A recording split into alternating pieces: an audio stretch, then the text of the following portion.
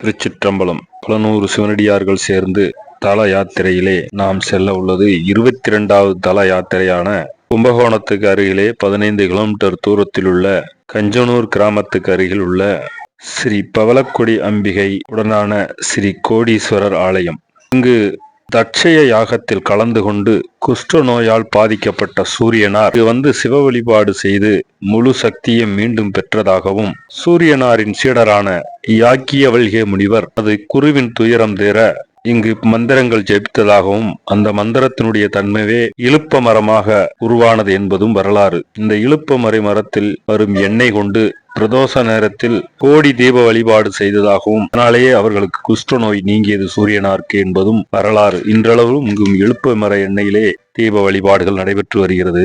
இந்த ஆலயத்தின் அதிசயமே பகல் முழுவதும் மூலவரின் நிழலானது சுவரில் தெரிந்து கொண்டே இருப்பது இங்கு பெரிய அதிசயம் என கருதப்படுகிறது. கண் நோய் தொடர்பான நோய்கள் மற்றும் பிணிகள் நீங்கவும், சூரிய தோஷம் விளங்கவும் இங்கு அதிக அளவில் பக்தர்கள் வந்து வழிபடுவது வழக்கமாய் உள்ளது. சிவா. திருச்சிற்றம்பலம்.